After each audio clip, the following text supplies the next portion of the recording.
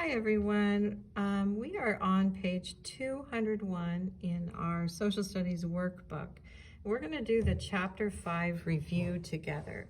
This will help you prepare for this week's chapter 5 social studies test, and we'll also do this together so you can kind of see how you can easily go back and look through your book for answers, because the chapter test will be an open book test like it always is. All right, so let's start with vocabulary. So you'll notice on here they tell you exactly which page to look on, which of course won't be true for your test, but your social studies textbook has a page next to each vocabulary word at the beginning of each lesson. So you will be able to find the page number. All right, so the first question is, a journey by water, is that an explorer or a voyage? All right, most of you know that answer already, but let's go ahead and practice looking back into the book. So we can look for the definition of explorer on page 174 and the definition for voyage on page 175. So go ahead, if you're working along with me, and flip back to pages 174 and 175 in your social studies textbook so we can look. Okay, so first of all, just to show you, on this blue part at the start of every lesson, it always has each vocabulary word and what page you can find it on. Okay, so that will be helpful during the test if you forget the definitions.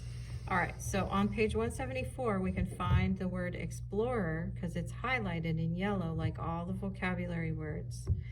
It says, an explorer is a person who goes to find out about a place, okay? And then for voyage, it says journeys by water for different reasons.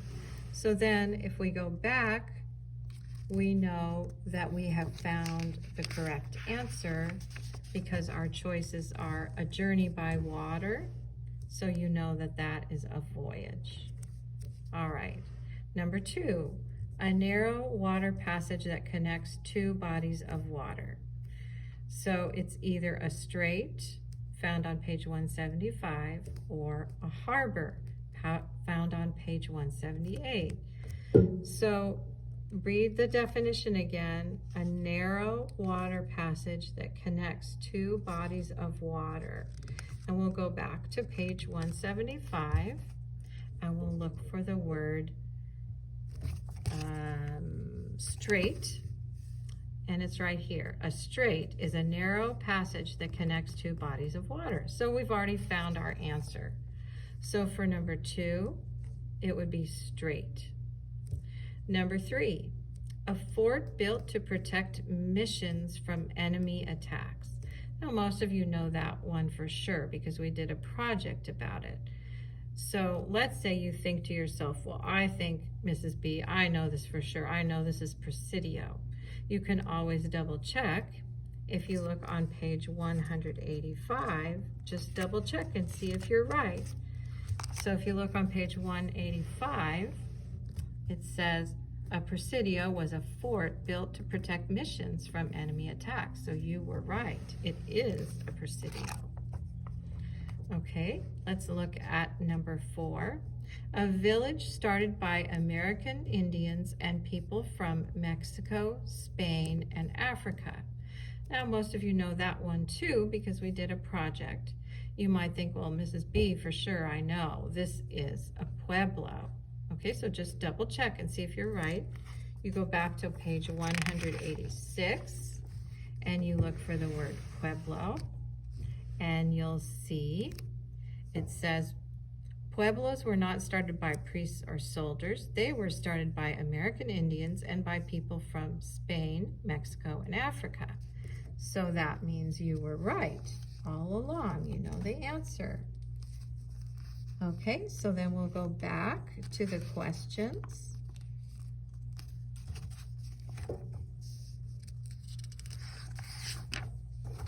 And the next question is number 5. a man who owned a huge cattle ranch in California. Okay, this one is pretty easy because you can see the word ranch here in ranchero. So our choices are ranchero or pioneer. So if you think, oh, Mrs. B, I know it's ranchero, go ahead and check, double check and see if you're right. So it says you're going to find that word on page 191. So we'll turn to 191, and it says a man who owned a rancho was called a ranchero. So you were right. It is a ranchero for the answer to number 5. Okay, so it says, let's skip to number 7. It says, what are 3 reasons European kings and queens sent explorers on voyages?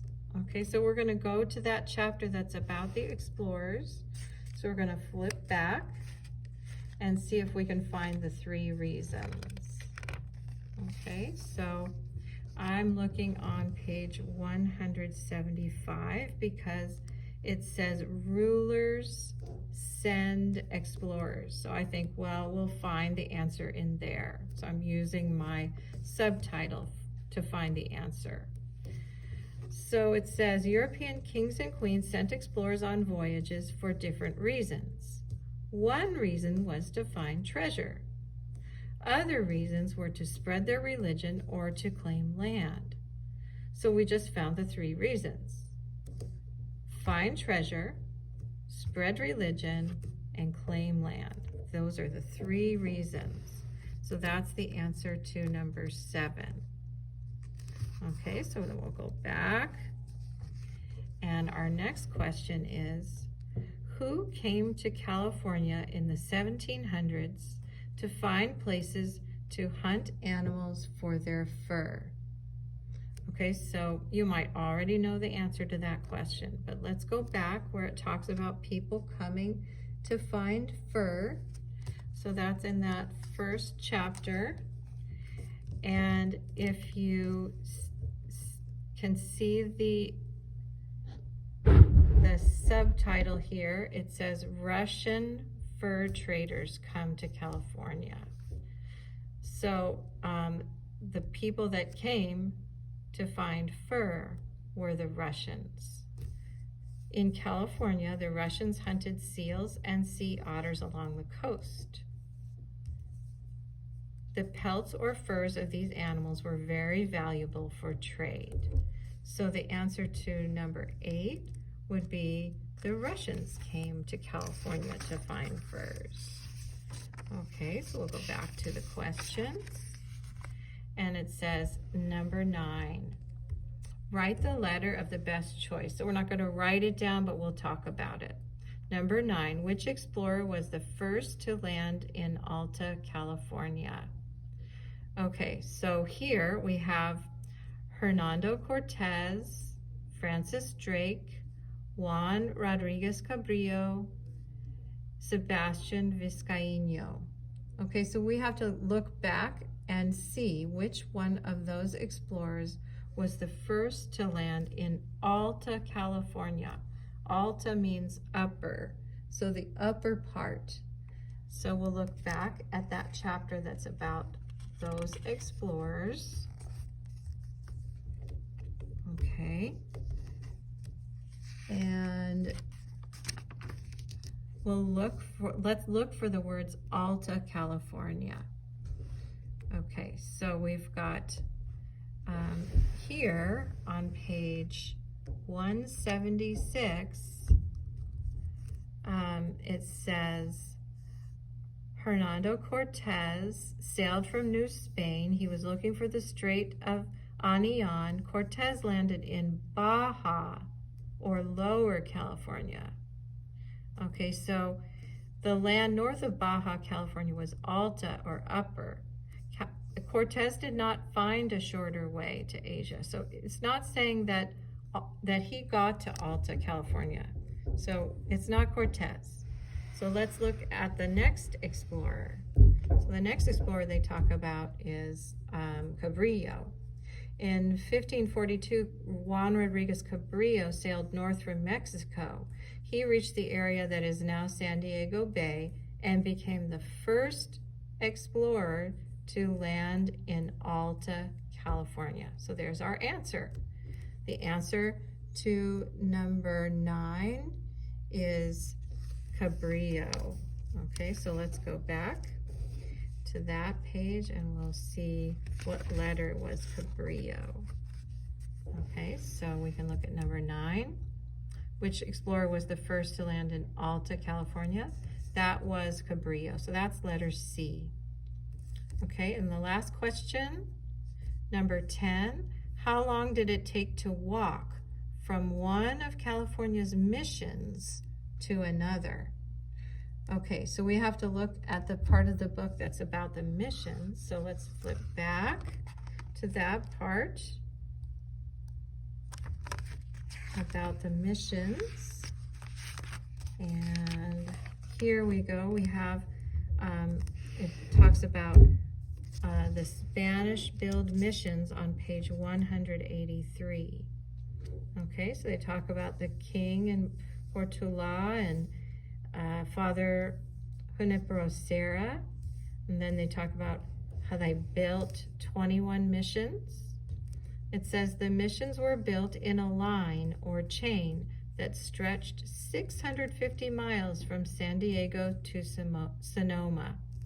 Each mission was about a day's walk from the next. So that explains how long it would take to walk from one mission to another. Okay, so then we'll flip back, and here's our choices. About a month, about a week, about an hour, or about a day. So the answer to number 10 would be about 1 day. That would be D. Okay. And the last question is just an opinion question.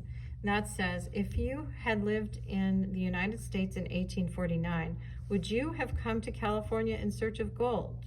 Why or why not? So that'll be your opinion.